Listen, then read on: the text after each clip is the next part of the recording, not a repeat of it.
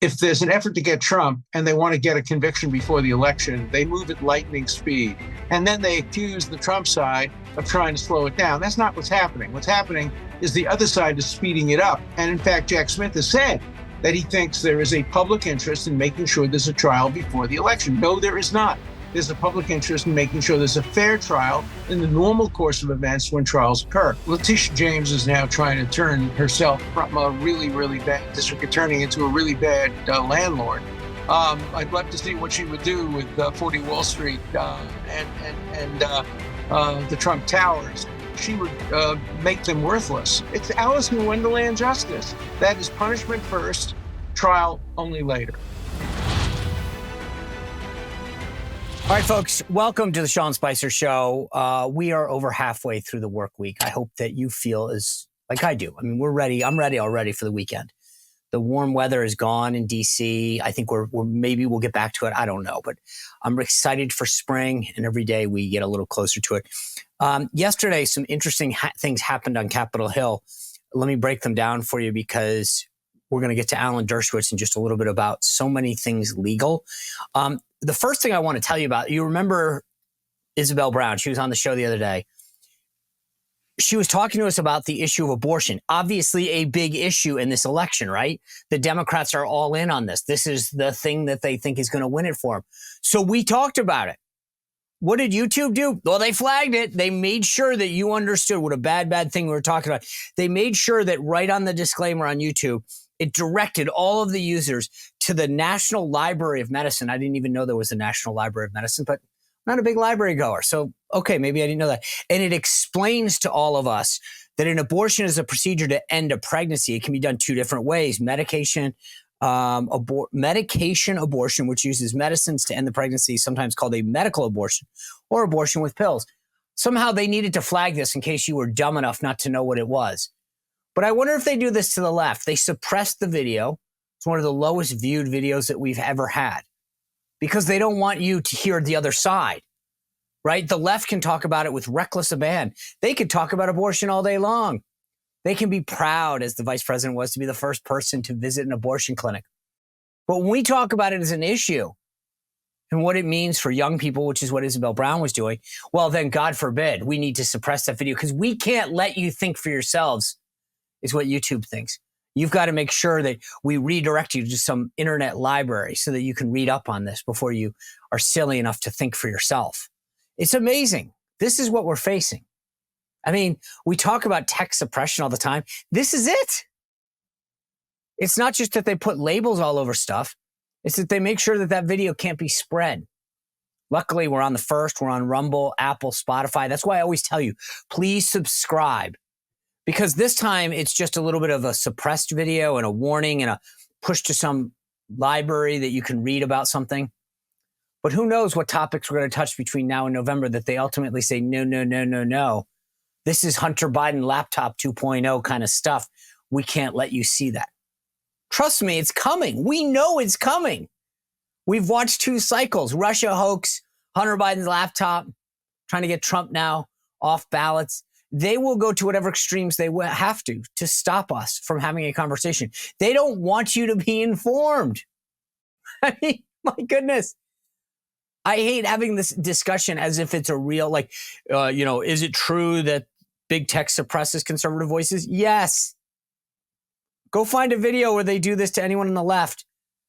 They were proud to go visit an abortion clinic, the first time in history, the White House said. And it went everywhere. We want to have a discussion about how this is going to affect young people voting with Isabel Brown. There was no discussion here of how to do something illegal or anything right. It was just purely how is this going to play as an issue? And boom, suppress it. Just keep that in mind. And that's why I always tell you, please subscribe and hit the notification button. If you're watching this on the first, you're great. But please still do it anyway. But if you're watching it on YouTube, go to Rumble, go to Apple, go to Spotify. Because I can't tell you. Same way I can't pick the Powerball numbers. I wish I could do that.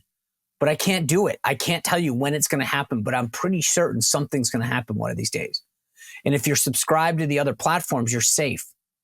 So, and it also helps us, like, I'll be transparent about that. I really appreciate it. And I help. So if you don't listen to it on every platform, that's not what I'm asking you. If you want to keep listening on Rumble or YouTube or Apple, that's great. Please do it. But please go to the other platforms and subscribe. So if we were to get canceled or something, we can at least continue the conversation.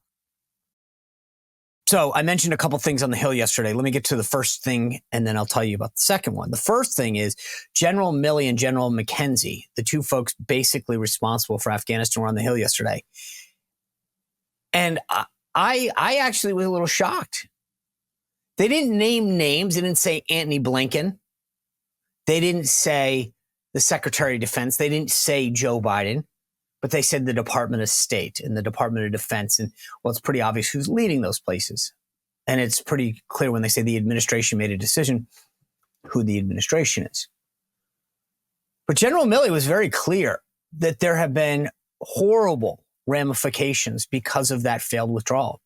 And they were very clear about the options that they gave to the administration, what we would need to do. People's lives, I mean, he talked in very graphic terms about people who have been killed because they worked with the U.S., Afghan nationals that worked with us. Why the government folded so quick. Talked about that. But he also talked about, and this is the big thing for me, I know Trump loves to talk about all the weaponry. Again, where do you want to start on this list? But we gave up Bagram. Strategically, think about this. It's between China, Russia. I mean, it's in such a great strategic location. We spent almost $1 trillion over 2 decades, and we walk away. There's a level of stupidity that you can't make up here. And Biden is still bragging about this as an achievement. He thinks it's a success. Here's Milley, who's no friend of the Trump administration. And he did it in very diplomatic terms, this administration, and he used a lot of words that, are very Department of Defense and Department of State speak. We continue down an opportunity path, whatever. But the bottom line is he was like, no, this is not what we recommended. And this was a strategic blunder, and people's lives suffered enormously because of it. And we made a massive blunder by not taking back Bagram. General McKenzie was like, we needed 2,500 minimum troops to stay. Not a tough price to pay to maintain that. We basically paid for it for 2 decades with blood and treasure and resources. And we walk away. The level of incompetence, there's nobody that thought that was a good idea. And Biden literally, from these internal meetings that get leaked out, still thinks that this was a badge of honor, something that he is proud that he did. 13 service members died. If that's not a bad enough thing, then I don't know what is. You look at the equipment, you look at the strategic aspect that we left by, as I said, giving up Bagram. The Taliban resurgence. The number of Afghan nationals that were killed because of this. Anyway, I can go on and on. If you're like me and you're looking to secure your financial future, I have the people for you to call. Call my friends at Bishop Gold Group at 844-984-1616 or go to bishopgoldgroup.com/Sean, and they will sit down with you, whether it's online or over the phone, and have a conversation with you about whether it's a 401k, an IRA that you might have sitting around, or just diversifying your investment strategies into precious metals, gold, silver, alike. There's a lot of buzz about these kind of groups, and I'm sure you're getting hit up by many of them. Bishop Gold Group are the people that I trust. I took my money, called them, had a conversation about how to diversify my investment strategy with precious metals. We came up with a strategy that made sense for me, and that's why I think if you want to do the same thing, you can call them. You can trust them. They know what they're talking about. They're full of integrity. And if you go to bishopgoldgroup.com/Sean, you can join me in diversifying your investment strategy with precious metals. Like I said, in these uncertain economic times, this is a great place to diversify your investment strategy. So join me. Go to bishopgoldgroup.com/Sean, and you begin your journey with financial metals with a free promotional gift as well. I mentioned at the beginning of the week how it was like Groundhog Day. We were back here having another discussion about a government shutdown over 2024 fiscal funding. So remember, we're getting ready now, the budget, both the president and the Congress, to fund fiscal year 2025. That starts October 1st of this year. We still haven't funded last year. 70% of the government, the Department of Homeland Security, Department of Defense, Department of State, have not been funded. We're on these little 2-week little jumps. Funding. Funding runs in again Friday night. And House Speaker Johnson has told his conference that he's going to give him 72 hours to read the bill. So start doing the math. My guess is that we end up with a short-term government shutdown if they can pass it. So here's what he told the House Republican Conference today that they got in this deal, because the big breakdown was about the border and Homeland Security. So he told his conference that Immigrations and Customs, which currently were in the bill to have 34,000 beds, is up to 42,000. So you get 8,000 more beds to house people when they come in. 22,000 more border agents, 25% increase on border technology, 20% cut to non-governmental organizations. Troop pay increase that he said was the largest in 40 years for our service members. Cuts to the Pentagon's DEI programs, diversity, equity, and inclusion, cut them. Cut to DoD climate programs, no funding for one of the UN programs, 6% cut to foreign aid. And here's an interesting thing. The only flag that can be flown at diplomatic facilities will be in this bill as law, saying it must be the U.S. flag. So no more of this trans flag flying, I guess, if this is what the law says. And it prevents the banning of gas stoves. Look, when you have divided government, and let's face it, we are on the short end of that math. We have the House barely. The Senate is the Dems, and the White House is the Dems. Like, I'm sorry, I'd love more, but I think we're actually getting some pretty good wins. And if this holds true, commend Speaker Johnson for fighting for it. We'll see where things go. I will say one interesting thing. Remember, we talked about this. There's a 2-seat majority that they have right now. Kevin McCarthy's replacement, last night they had this runoff in California. If he had gotten over 50%, he would have been sworn in. He would have gotten it, but he didn't. He came up short of that 50%. There's now going to be a runoff in 2 more months. Why does that matter? Well, it matters because it's going to be 2 more months before we can potentially add another Republican seat. It's 2 Republicans that went to the runoff. So we're guaranteed it, but it's going to take another 60 days that they have to play with 2. And obviously, as we've seen, that 1 extra vote can be helpful. In Ohio last night, Trump, big win for all the endorsed candidates, including Bernie Moreno, massive win in that Senate primary. He'll take on Sherrod Brown, which is one of those top seats. Remember, Republicans are down 2 seats in the Senate. Joe Manchin is retiring. That West Virginia seat is an automatic pickup. It's a guarantee. So we're now at parity going into the next Congress. The question is, do you get an outright majority? Because you either win the presidency and the vice president is there, or you can actually pick up some additional seats, assuming you lose none. I assume we keep Florida in particular. I assume we keep Texas. But we now have an opportunity to pick up whether it's Montana, Nevada, Michigan, Wisconsin, Ohio, Pennsylvania. There's a lot. And I'd love to win them all, but let's face it, we pick up that Sherrod Brown seat, and where Trump has won convincingly in Ohio, Bernie Moreno becomes the next person. That puts us over the threshold. Why is this important? Just to be clear, well, as I've said before, Trump's nominations. That's where you're going to get the nominations. This is critical. So understand that picking up those seats, and if we don't, let's say it's a 50-50 deal. Let's say it's a 51-seat deal. Susan Collins, Lisa Murkowski, they're going to have a ton. They're going to be the new Joe Manchin. I don't like this person. Will you send us a new nominee? I don't like this bill. If we can get to 53, 54, and I think it's doable, he actually can get through that agenda and not have all of these people, all of his nominees, all of his agenda held hostage by Susan Collins, Lisa Murkowski, et cetera, et cetera. So these Senate races, as I said, Nevada, Pennsylvania, Michigan, Wisconsin, Arizona, where Kari Lake's running, that would be another pickup. Nevada, a pickup. Montana, a pickup. West Virginia, a pickup. We can get these. I think we're in great shape. So we'll keep an eye on the Senate going forward, but it was a good night last night for President Trump. We're going to talk to Alan Dershowitz, as I said, in just a few minutes. I have a lot to get to him, as you can imagine. These Trump cases I want to talk to him about. Trump's on offense. He's suing ABC. I'll tell you about that in a minute, and I explain why this is important. Obviously, Peter Navarro going to jail. So many things that we can possibly talk to him about. But there's one thing before we get to it that I want to ask him about. I want to play you this video. Maybe you've seen this, but it keeps coming up in the news. This issue of squatting. Let me show you the clip of what I'm talking about. listen here. This guy just forced himself into my house. No, he did not. Yes, he did. No, he didn't. And so did you. You broke through the front door. Officer. The man called the police on her. So why is it that I have to leave and he doesn't have to leave? Because technically he can't be kicked out. We need to go to court. They consider this a landlord-tenant issue. Dell, you're getting arrested right now? I'm being arrested. For what? For being in, For being in my own home.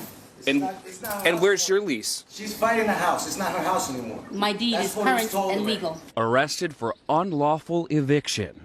She changed the locks on a man who claims he lives there. This is the homeowner.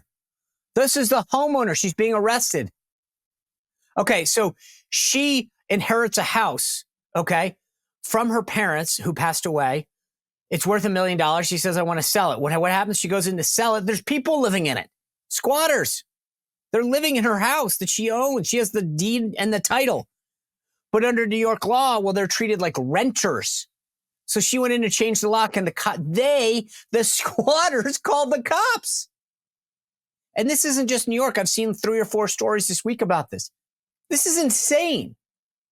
But I want to ask Alan Dershowitz about this. How prevalent is this? What can you do as a homeowner? Can you imagine this? What if it's your rental home or a shared family place or whatever, right? You go in and there's some people living in there and they say, sorry, you get out. We're going to have you arrested, the owner. You have the title, the deed, but that doesn't matter. You have to treat us like renters. Crazy. All right. As I said, a lot to break into with Alan Dershowitz. Before we get to that, as you guys know, there are some amazing sponsors that I talk about every day that help us bring you this show absolutely free on all these platforms. I want to tell you about 2 of them right now that are great friends of the show that help us bring you this show every day for free. If you're a long-time watcher of the show, you know about my friend Leo Grillo. Leo is the founder of Delta Rescue, and you can see a lot of the work they do at deltarescue.org. Leo started his journey by rescuing a Doberman. He named the Doberman Delta, which stands for dedication and everlasting love to animals.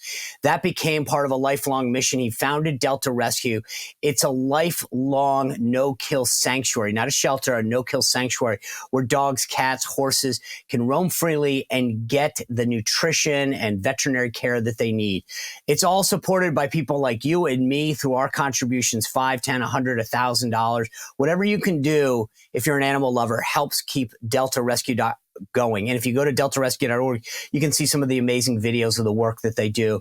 But also at deltarescue.org is the estate planning kit. If you can help make Delta Rescue part of your estate, that'll make Leo's mission an enduring one that continues well beyond all of us and the here and the now. So if you're an animal lover, please go to deltarescue.org, help in the short term with a contribution, but then also make it part of your estate planning kit. When things go south and there's a crisis, whether it's for a day, a week, a month, maybe even months, will you be ready? I am. Because I got the Patriot Power Generator 2000X. And if you go to 4patriots.com/Spicer, you can join me in getting one of these. The best part about the Patriot Power Generator 2000X is that when something happens, you lose power for whatever reason. Maybe it's an attack on the grid. Maybe it's a natural disaster, whatever. You will be ready. You can plug in your refrigerator, your tablets, your medical devices, your computer, your phones, so that you, your family, and your loved ones are taken care of during a crisis. Think about how important that is. Here's what makes the Patriot Power Generator 2000X different. It runs off solar power, and the panels come free with it. You put it out, it charges the generator. Then when you bring the Patriot Power Generator into your house, there's no fumes, there's no noise. You plug into one of the several ports that exist, and you can bring it back outside. No gas, no smells, no fumes, no additional things to do. This is securing your future for you, your family, your friends. Go to 4patriots.com/Spicer and join me by getting a Patriot Power Generator 2000X to be ready when emergencies occur. Let's bring in the author of Get Trump and the War Against the Jews, Professor Emeritus at Harvard Law School, and the person that I would want as my professor if I ever could take a law school degree, Alan Dershowitz. Professor, always good to see you. A lot to get to on the political front, but something that's caught my eye, and I just show the viewers that I don't, I mean, obviously this maybe doesn't rise to the level of Alan Dershowitz, but I keep seeing these stories. Fox had one on this morning. The local news had another one where people who own a house, have the deed and title, are going in to their own, to a home that they own legally outright, and there are squatters in there. And in this case in New York, the police arrested the homeowner for going into a home that she owns and saying the squatter has rights as a renter because they've been there, and that they need to go to court and to evict the squatter. I just don't understand what's going on in the law, where if I own a house, someone walks into it illegal. I would assume that's called trespassing if you're in there, and then tells me I have to get out until I can prove that they can't be there. This is what's called woke law. It's not statutory law. It's not customary law. It's woke law of the left that puts the squatter who is engaged in illegal trespassing at a higher status than the owner. Do you know, when our country was established, we originally, in the Declaration of Independence, we didn't say life, liberty, and happiness. The original phrase was life, liberty, and property. Property was regarded as one of the essential elements of liberty. And the framers would be turning over in their graves if they saw that property rights were being devalued in this way, and the interests of squatters placed over property owners. You don't have to be a capitalist. You don't have to be somebody who is right-wing to support the right of people to do with their property as they choose, and that includes to exclude squatters. So I would think that if these cases get to higher courts, they would understand that the fundamental right of property is a constitutional right. It's not merely a right that people think they have because it sounds right. It's constitutional. Aren't we, though, starting to blur the line between trespassing and squatting? If I walk into your house, sit on a couch without you opening the door or inviting me in there, aren't I trespassing, and therefore I'm the person breaking the law? Whereas in this instance, the squatter is calling the police, asking them to arrest the actual owner, saying they have a right to be there. And I guess, Mike, that blurring is what scares me. What's to prevent? I mean, that's breaking and entering, trespassing. Those are laws that are meant to prevent somebody from coming in your house. These squatting laws seem to encourage somebody to come into your house. Well, there's an old law that goes back really to before we were established, that if there's a piece of property, an empty piece of property, a piece of land, and somebody walks through it for 17 years, I think it was, or something like that, without objection from the owner, and the owner knows that they're doing it, that they have the right to continue to use that pathway. But when the owner doesn't know, the owner hasn't consented, there's no basis in morality and law and constitutionality for shifting essentially the ownership from the person who paid for it to the person who went there and took it over by trespass. So I would think that wiser minds would ultimately prevail in cases like this. All right. As I mentioned at the outset, you've written one of the 550,000 books that you've written, Get Trump. It talks about Trump getting out of these cases. You make a very compelling case. Not only that, but you actually preview and correctly predict it in so many cases. But one that you may not have gotten is Trump going on the offense. Trump actually sued ABC and George Stephanopoulos this week. This is based off an interview that he did with Nancy Mace on ABC's Sunday show this week. Let me just play the exchange for you here. This morning. And you've endorsed Donald Trump for president. Judges and two separate juries have found him liable for rape and for defaming the victim of that rape. How do you square your endorsement of Donald Trump with the testimony we just saw? So let's be clear. Everything I know is that President Trump wasn't found, and even though it was a civil, not a criminal case, it's still, he was not found guilty in any scenario of rape. It was sexual assault. That's a difference. Walk me through the chances of Trump's case from ABC and against George Stephanopoulos. Well, it's much stronger than that. Not only did the jury not find him guilty of rape, they found him essentially not liable for rape. They made a sharp distinction between rape and sexual assault. In other words, the way I interpret it, they said that the alleged victim lied about being penetrated. I don't want to get too specific, but didn't lie about being touched inappropriately. There's an enormous difference between rape and assault. Assault can be literally touching momentarily without consent. And Stephanopoulos had to know that, and his producers had to know that. And he's going to win the first half of the suit. There are two halves of a suit like this. Number one, you have to prove you were defamed. He was defamed, without a doubt. They were wrong. He was defamed. Then, because he's a public figure, he has to prove that George Stephanopoulos or ABC engaged in malice, that is, reckless disregard for the truth. And he may lose on that. Remember, I have a case against CNN. When I defended President Trump, I said he could be impeached if he committed criminal type behavior, treason, bribery, extortion, anything like that. And the irresponsible journalists on CNN said, oh, Dershowitz said he could kill somebody, he could bribe somebody. And the judge made a finding that I said nothing of the sort, that they were completely wrong. But then he found that I couldn't prove malice because I couldn't prove by a strong and convincing evidence, clear and convincing evidence, that they did it deliberately and willfully. So I have a case now pending in the courts where I'm seeking a change in the rules regarding a malice. In fact, I was a law clerk in 1963-64 when New York Times versus Sullivan was decided. But now I think that the rules regarding malice have to change because people like me and Donald Trump, we can't prove what was in the minds of these people. All we can prove is what disastrous mistakes they made. The judge in my case found them to be stupid and unprofessional and irresponsible and wrong, but not malicious. That makes no sense. So I hope Trump. Okay, so in your case, because I get that, he's a public figure and there's this higher standard. In your case, I trust the legal mind of Alan Dershowitz to solve Alan Dershowitz's case because I know how good you are at this. In his case, though, Nancy Mace went back at him and said, no, he actually wasn't. So she's correcting him and he doubled down. Does that matter? I mean, this gets to your malice point. He knows he's being corrected on air and still is defiant and said, no, it's rape and you're justifying it. Yeah. Well, here's what's going to happen.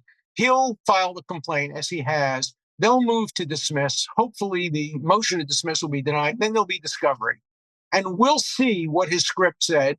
We'll see what his producers said. We'll see all the emails to him. We'll see what research Stephanopoulos did in order to come to the erroneous conclusion that Trump was found liable for rape. And the evidence will determine whether there's enough to establish malice. But I think the court should look hard at the malice argument now and say that if the evidence is, particularly when you have professional journalists like CNN and ABC, they ought to be held to a higher standard. It's public versus public figure. Why should they get the advantage here? And I think the courts ultimately will make it easier to sue when it's so obvious that they deliberately and willfully try to destroy somebody because they don't like them. In my case, they clearly had as a goal to try to discredit me and saying that I said a president can kill when I said exactly the opposite. And the judge found that I didn't say anything like that. So I think the law of malice is changing. And I think Donald Trump, I should be in touch with his lawyers, or his lawyers should be in touch with me, because we have the same issue and we've done all the briefs and we've done a darn good brief on this issue. So they may be interested in seeing our brief. All right. Well, he watches the show, so we'll get him a copy of that because I think it's important. I do think this is what kills me is that in your case, you're absolutely right. Or in Stephanopoulos' case, I've had multiple issues myself, right? Where they'll lie and say that I said something and I'll go, no, here's the transcript. Well, you meant this, or, and it's like, no, if I didn't say it, you can't say I said it because you're trying to do something to provoke a response from the viewer of some sort. And what's right. The way we understood it. Well, that's not the criteria, the way we understood it. Right. It's what a person would believe hearing that he was accused and found liable for rape. He wasn't. In fact, as I say, it was the opposite. He was found not liable for rape. I do get a kick because if you ever say anything about any of these folks, the George Stephanopoulos, the Jake Tappers, Chuck Todd, they've got the thinnest skin of anyone I've ever met in my life. If you ever say something about them, they will freak out. And it's funny how they don't mind treating somebody else one way in terms of what they accuse them of and what you could possibly say about them and their jobs. They have a very different view of the First Amendment when it comes to how they should be treated. Oh, it's the for me, but not for thee. That's their Right. attitude, without a doubt. So if I can, the discovery that you point out to me is always the interesting thing. That will give Donald Trump's team, as you point out, the ability to say, well, look, the researcher, the producer, sent a note and saying, here's what he was accused of, and Stephanopoulos changed the script or whatever, right?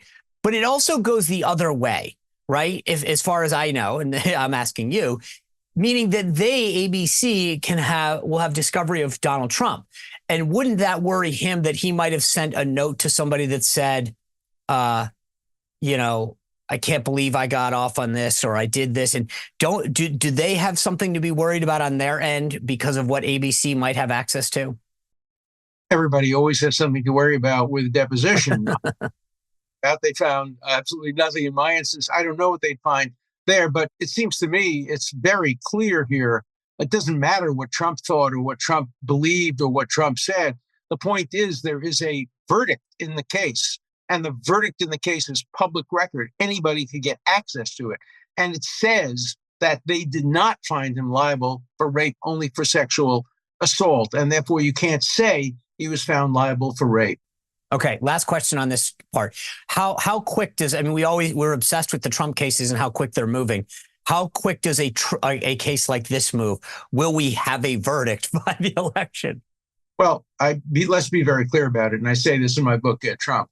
If there's an effort to get Trump and they want to get a conviction before the election, they move at lightning speed. And then they accuse the Trump side of trying to slow it down. That's not what's happening. What's happening is the other side is speeding it up. And in fact, Jack Smith has said that he thinks there is a public interest in making sure there's a trial before the election. No, there is not.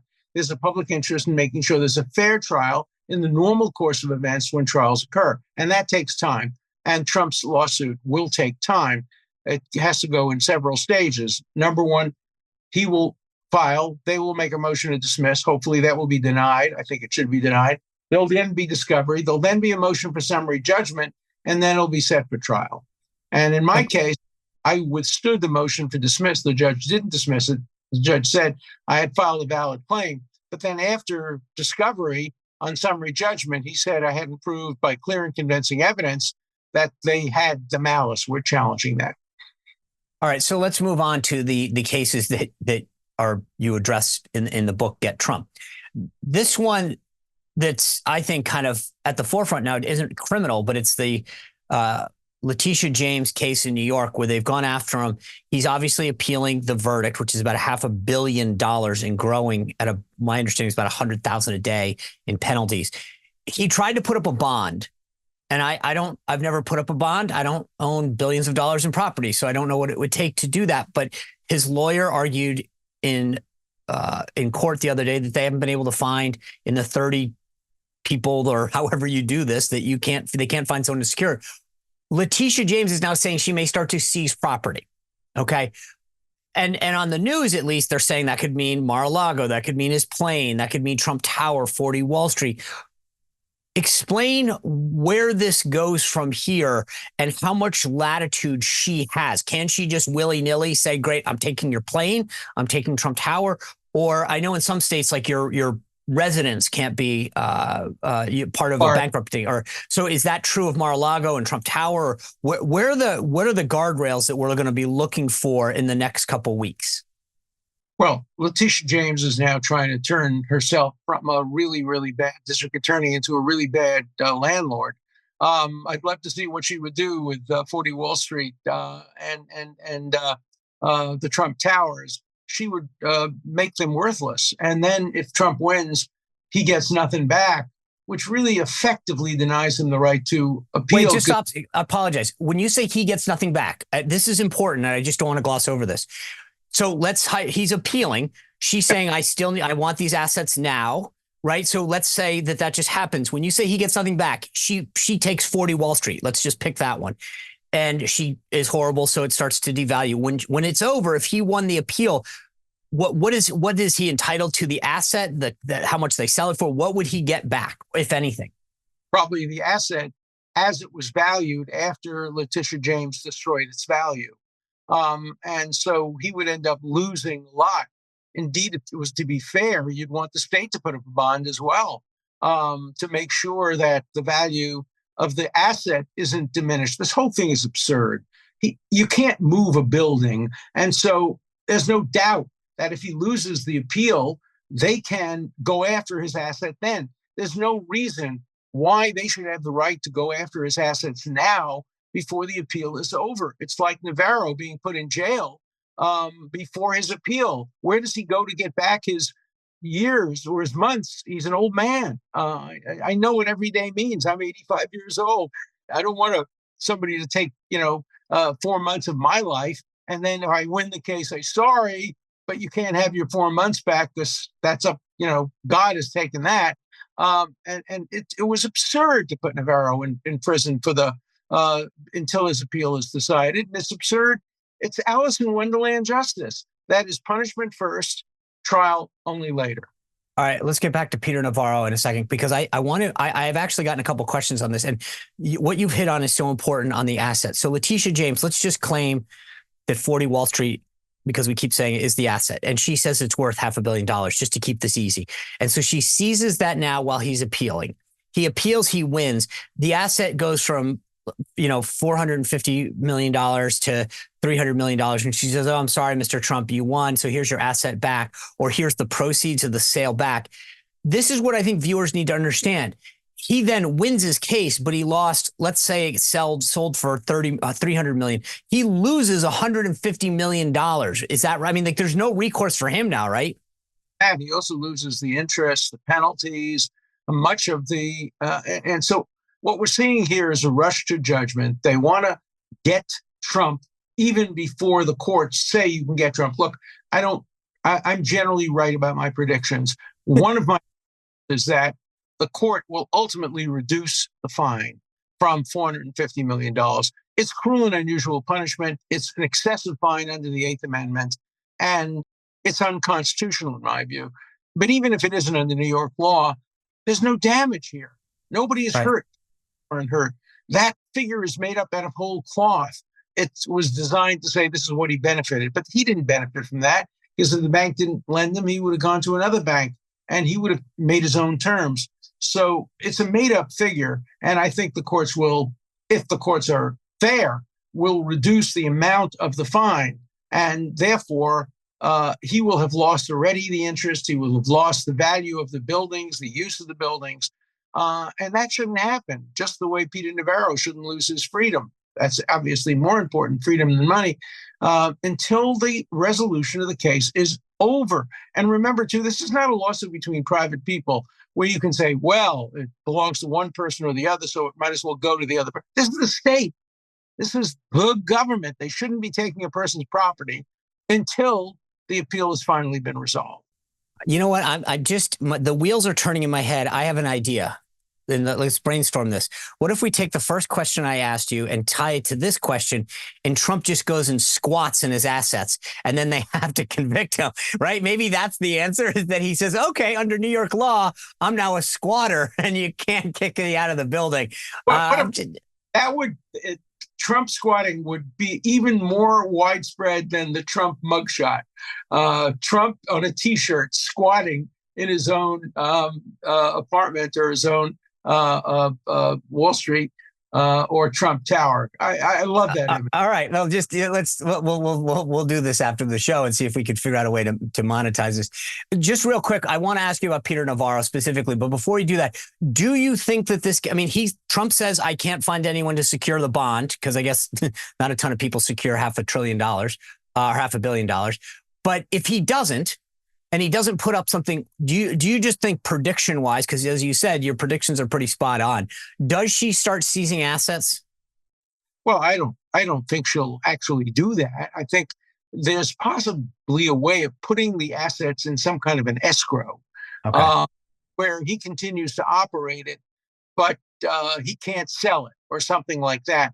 There are so many possible routes to protecting the state's interest, short of the punitive route of taking it away from him. But, she's out to be reelected. Everybody's elected. Phony Willis is out to be reelected. The judge who wrote that absurd decision disqualifying Nathan Wade, but not Fornellis. He's up for re-election. Letitia James is going to be up for re-election. This was all about politics. Donald Trump is up for re-election. This is all about politics, and politics is destroying our legal system. Our legal system is supposed to be above politics, outside of politics. And Alexander Hamilton warned that the greatest danger is to politicize our legal system. And that's exactly what's happening on both sides. The effort to impeach Biden, which is now being dropped, but by the Republicans. That's tit for tat. Hey, yes, well, it is. You criminalized us. We're going to criminalize you. Let's get back to reserving the criminal justice system and the legal system generally to malefactors, to people who do wrong, people who commit actual crimes, not to try to even the score politically. I mean, it is funny, though. You think about this. We're going after Trump for all this stuff. And then you and I started this conversation by people who literally break into somebody's house, trespass in it, have the legal right to squat. You're absolutely right when it comes to how the legal system is working. You break the law, you trespass, you enter someone's law, you call the police on them. And now you can go after Trump for all this. Like, we are in upside down world. No, you missed the most important point. Donald Trump had an option, according to your theory. On January 20th of 2021, he just should have stayed in the White House. He should have said, hey, I've been here 4 years now. I'm a squatter. You can't get rid of me. That's weird. Instead of election denial, he becomes a squatter. And then to get him out of the White House. Oh, we're on to something big here. Wait till the Trump campaign hears this. They're going to start saying he's not an election denier, he's a squatter. The last thing I want to touch on, this literally stays with this, is this Peter Navarro thing that you bring up. So here's what I don't understand. Steve Bannon was convicted of the same thing. He is out pending appeal, hosting a war room every day. Hunter Biden said he didn't want to show up for a hearing. He's fine or free, apparently. Several people have disputed whether or not they should show. There's been attorney generals in the past, Holder, I believe, who didn't show up for a congressional subpoena. What is going on that somehow Peter Navarro needs to go to jail for 4 months because he's doing something that everybody else has done? And again, I'm not for breaking the law or defying subpoenas. Joe Biden's the guy who said you should abide by subpoenas. But why is Peter Navarro, what is so unique about his case that he's going to serve 4 months? There's nothing unique about it. I don't see any difference between his case and these other cases, except that he's 75 years old or whatever he is, and he shouldn't be going to jail. He has plenty of time to go to jail if he loses the appeal. But where does he go to get back the 4 months if he wins the appeal? He's not a flight risk. He's not running away anywhere.